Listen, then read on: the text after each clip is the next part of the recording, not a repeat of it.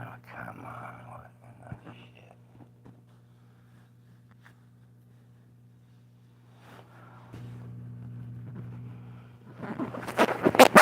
Well, I haven't gotten this down pat yet.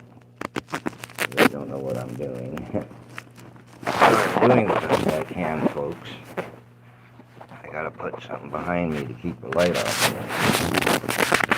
So here's what I learned. There's 4 police officers who are performing an illegal arrest.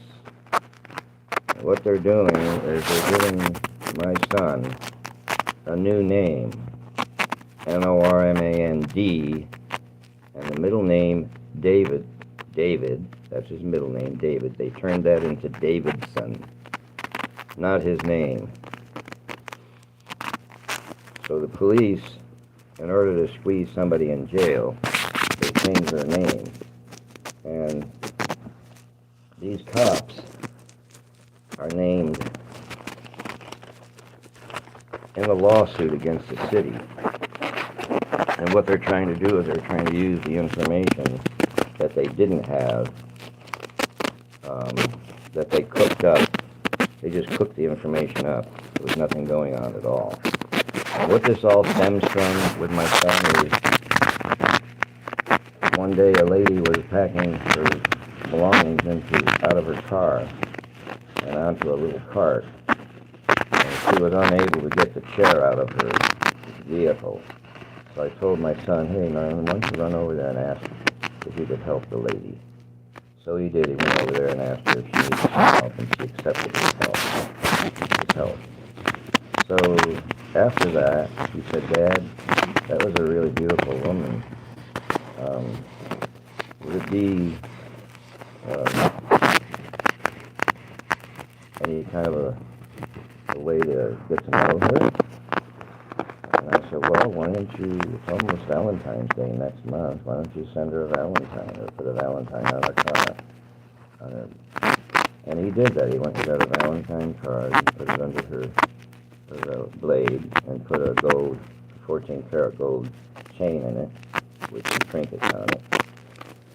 And he got a balloon with a heart, said the Happy Valentine's Day.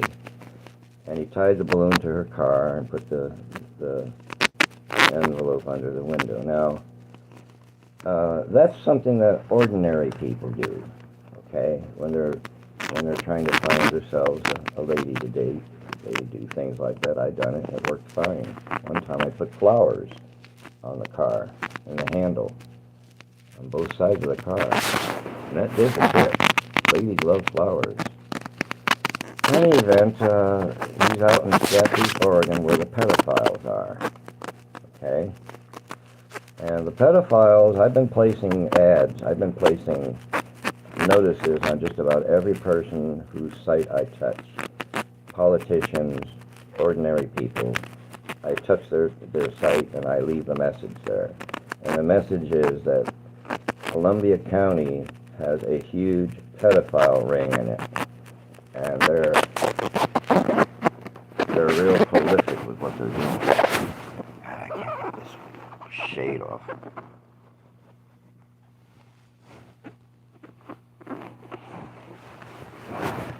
So he called me up this morning and he told me this. While he was in the Multnomah County Jail, just prior to going to go to St. Helens, Oregon, the cop named Jason Walters. Now, I've been misnaming this cop. I've been calling him Smalter, but his name is Walter. Jason Walters, Matthew Brown, the detective, and Burnett Rosenbaum, and Officer Rowe, Portland Police Department. Now, what they did is they put him in jail under another name, Normand, and then for his middle initial, that's David, they put Davidson Wicks, okay? That's what they did. Now, here's the thing. These cops have been working overtime trying to get charges on my son. They think that there's leverage they can use for the lawsuit that we filed. And So they arrested him on a probation violation after the police in Portland set him up for it. And when he went to trial, his attorney, Jessica Charles is her name, Metropolitan Public Defender, you won't get any kind of a reasonable expectation of good representation from a corrupt, immoral group of people who work as public defenders. You may as well not have one at all to have one of them as a public defender for you. You may as well not even have one. This is awful. So, after he was in jail, they came to his cell and told him they wanted a swab from his mouth. Now, he's not in jail for anything like that. I know what that swab is for. And he refused. He says, no, you have to show me a warrant before I give you anything. So they went, and they came back and said, well, now we have a warrant. He said, "Here it is, let me see it. If you don't have a warrant, you ain't getting shit from me," is what he said. And so they left again. And what they're trying to do, folks, watch out now. They want to get a swab inside of his mouth so they can take his DNA and plant it at a crime scene. How about that? Because there's no reason for them to want to get a swab from my son. He doesn't go around doing anything to anybody. And I know what that swab is for. They want to do some DNA and then plant it on a crime scene, like I just got finished saying. Now, what do you think about that, folks? Okay? I have to put this on the internet because it will precede what they do. It'll already. My son told me that they tried really, really hard to get him to open his mouth up and let them do a swab. He resisted that because he said, here's the thing. I taught him all about the law when he was growing up. I explained it all to him. I told him that when you get charged with a crime in this country, look at the charges inside the law books.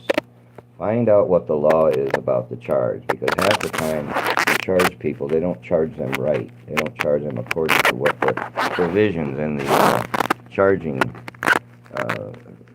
section of the law books, okay? So he resisted doing that. So I just wanted to put this on the internet, just so it will be on the internet and can be referred to. Okay, my son told me that their intentions were to take a swab and plant it. He knows. And the thing is, folks, I did a video on the Portland police. Now I'm going to do a video on the sheriff's department in Multnomah County. Okay? Because that seems to be the next corrupt thing that's going on in Portland. And I'll explain to you what the Brotherhood of the Strong means, and I'm going to do another video about the murders of black folks in Portland, which there have been a lot of them in the past 20 years. Oh no, since 1964, there have been a huge number of murders of black people in this city, particularly in this city. I saw one of them happen, and the other one was on TV for a bit because it was a black man holding a child in his arms in a motel room, and they were blasting away, and he called his mother up. Well, let me do another video about that. This one here, I just want to get this on the internet so that it won't, the whole thing will be out in the open. Once you bring the dark into the light, okay, and that's what I'm doing. I'm bringing the dark into the light. I'm going to do a video called Brotherhood of the Strong, and another one called Black Lives Don't Matter to Portland Police. Okay? Those are two videos that are coming up. And basically, I'm just going to tell you a story about what I saw and what I heard in those days when this stuff was going on. That's why the other video, Homosexual Night for Portland Police. And me and my son witnessed some of that stuff that they were doing back in the day, back in the early 80s, late 70s, early 80s, on up through, and the corruption and immorality that goes on in the police department. it's been my experience that a lot of these cops, the older cops, are a bunch of degenerates, sexual degenerates. I say that, and I don't mean homosexuality either, okay? That's a whole nother issue. This is degeneracy. I mean, these people are sick in their heads. We actually got confronted by an officer one night, and after shaking down my son, very, very slowly, he did it, and when he popped up, he had a boner in his pants. And the sergeant that was with him said, "Are you serious?" And he went off on it and said, "Get the hell out of here. Go back to the car and stay there." That's how noticeable it was, just for an instance, okay? So I'm going to let this video go. I just wanted it on the internet that these cops are trying to get DNA to plant at the crime scene, okay? Because there was no authorization from a judge, no warrant, no nothing. It was just these three cops that I'm telling you about, and the fourth one, Officer Rowe. These cops have been coming at us hard and heavy, making shit up as they go along, just making it up. Okay, so I'm done with this video, folks. Thanks for listening.